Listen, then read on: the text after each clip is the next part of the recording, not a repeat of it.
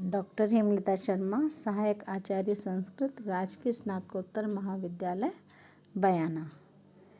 BA द्वितीय वर्ष संस्कृत के पाठ्यक्रम में निर्धारित अलंकार का आज हम संक्षिप्त अध्ययन करेंगे। अलंकार और छंद ये दोनों ही काव्य में विशेष महत्व रखते हैं। इसलिए काव्य शास्त्र अथवा साहित्य शास्त्र के निर्माता भामह, दंडी, वामन, विश्वनाथ, मम्मट, पिंगल आदि अनेक आचार्यों ने उनका विस्तृत विवेचन अपने ग्रंथों में किया है। अलंकार के महत्व के कारण ही साहित्य शास्त्र का दूसरा नाम अलंकार शास्त्र पड़ा।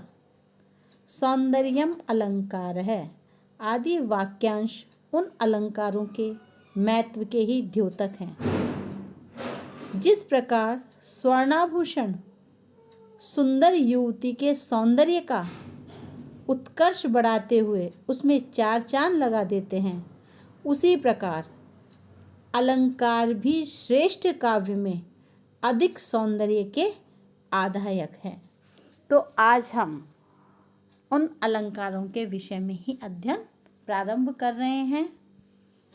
सर्वप्रथम अलंकार क्या है, अलंकार शब्द की व्युत्पत्ति किस प्रकार से हुई है और अलंकार की परिभाषा क्या है, काव्य में अलंकार का क्या महत्व है, अलंकार संप्रदाय के प्रमुख आचार्य कौन कौन हैं तथा अलंकार कितने प्रकार के हैं, आज उन्हीं के विषय में हम अध्ययन कर रहे हैं।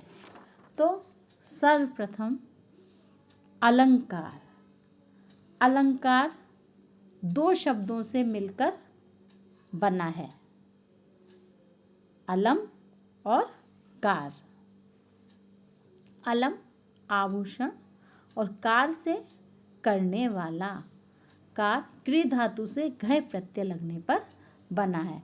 अर्थात इन दोनों शब्दों का जो अर्थ निकलता है वह है भूषित करने वाला, सुशोभित करने वाला।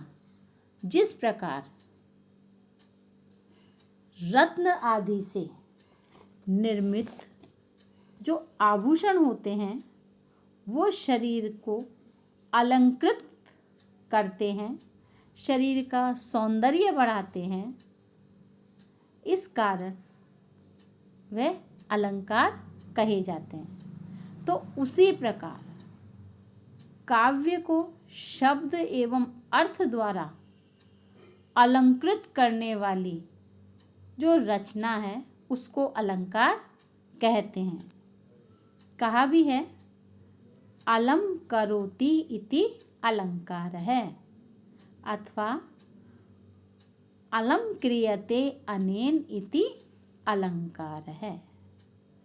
आचार्य दंडी ने कहा है कि काव्य की शोभा बढ़ाने वाले धर्मों को अलंकार कहते हैं। काव्य शोभा करान धर्मान अलंकारान प्रचक्षते। अर्थात जो काव्य की शोभा बढ़ाने वाले हैं वह अलंकार है।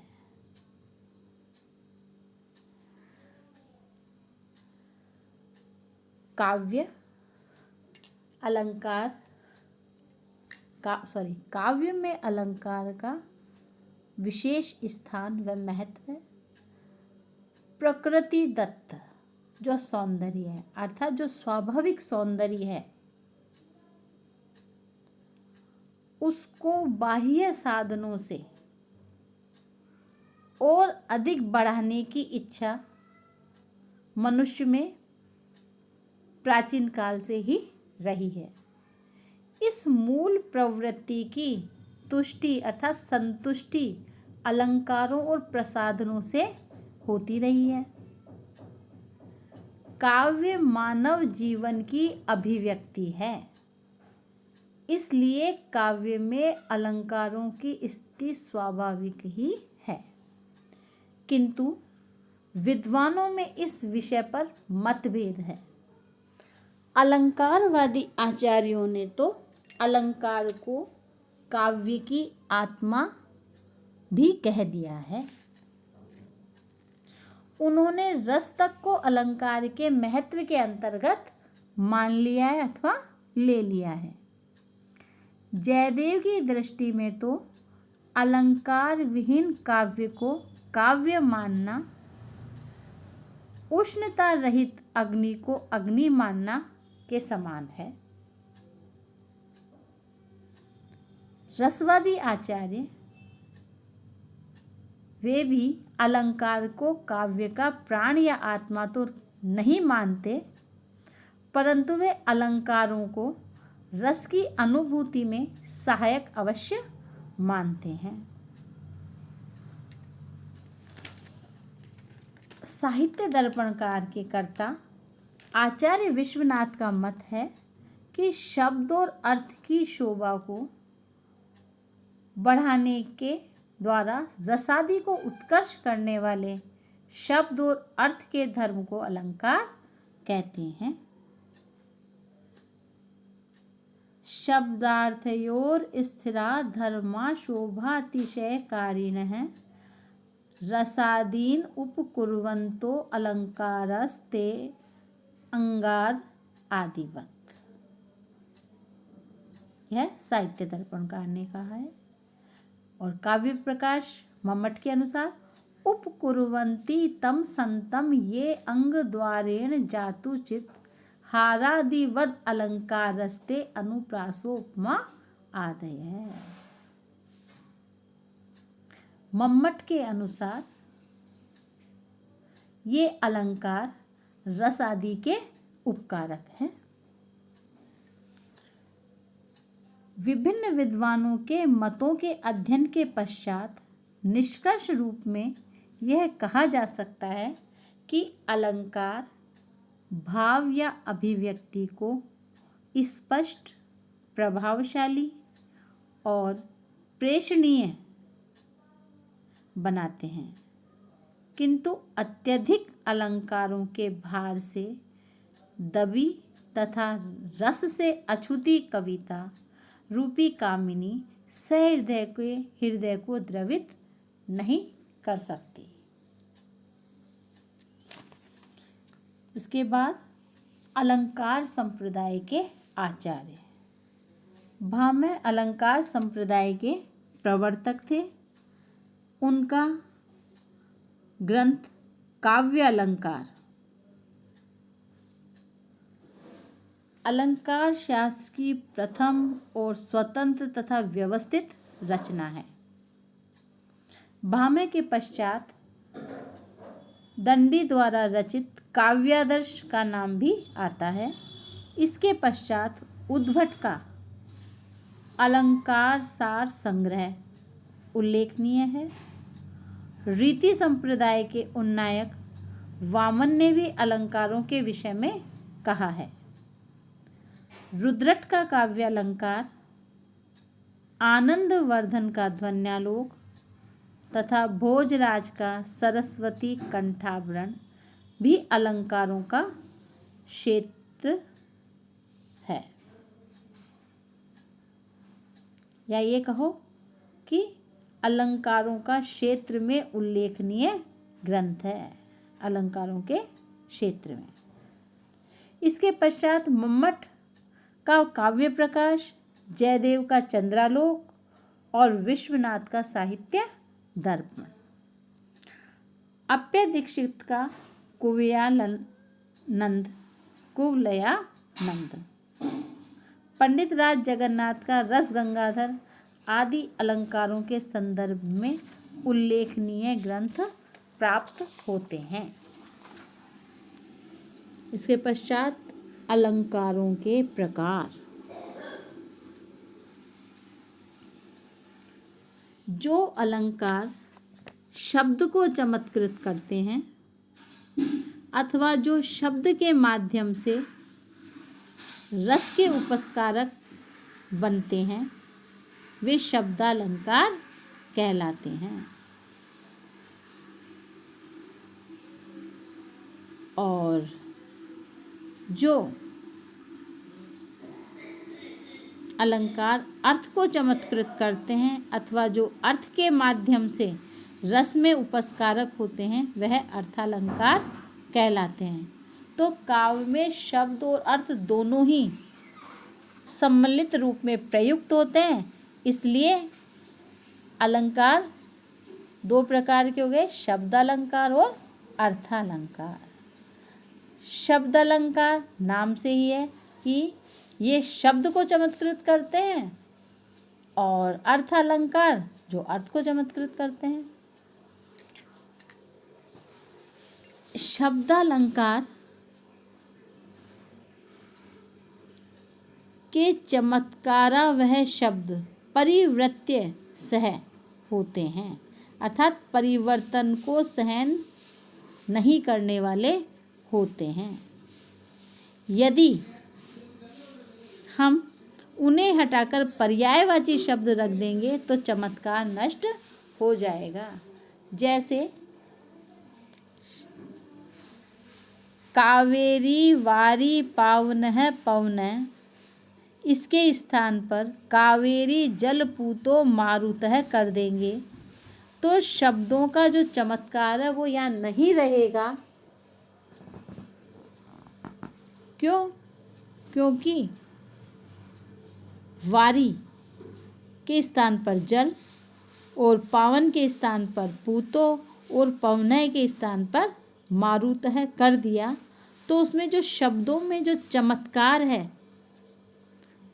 वो यहाँ नहीं आ पाया, जैसे कि कावेरी वारी पावनः पवनय में आया है। ये जो शब्दालंकार हैं यह अनुप्रास, यमक, वक्रोक्ति, भाषासम, श्लेष और चित्र इस प्रकार से 6 होते हैं, लेकिन अधिकांशतः अनुप्रास, यमक और श्लेष प्रमुख रूप से आए हैं। अर्थालंकार जो अर्थ को चमत्कृत करते हैं और अर्थ के माध्यम से रस के उपस्कारक होते हैं, अर्थालंकार कहलाते हैं।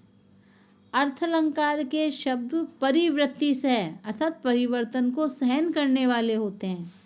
जैसे दुष्टा भुजंगवद द्विजिह्वा भवन्ति, दुष्ट सर्प की तरह 2 जीभ वाले होते हैं। इस वाक्य में एक साथ अर्थालंकार तथा शब्दालंकार है। इसमें द्विजिह्वा 2 जीभ वाले, सत्य व असत्य बोलने वाले, इसमें श्लेष है, अतः इसे नहीं हटाया जा सकता। किंतु पिशुना सर्प, दुष्टा भुजंगवद, इसके स्थान पर पिशुनः सर्पा इव द्विजिह्वा भवन्ति, अगर यह कह दिया जाए तो भी उपमा अलंकार शून्य नहीं होगा, नष्ट नहीं होगा। तो इस प्रकार अर्थालंकार के प्रमुख उदाहरणों में स्वाभावोक्ति, उपमा, रूपक, वक्रोक्ति, अतिशयोक्ति, व्यतिरेक, उत्प्रेक्षा, दृष्टांत आदि अनेक आते हैं। तो इस प्रकार ये कहा जा सकता है कि अलंकारों का प्रयोग काव्य की प्रभावोत्पादक शक्ति में वृद्धि करता है।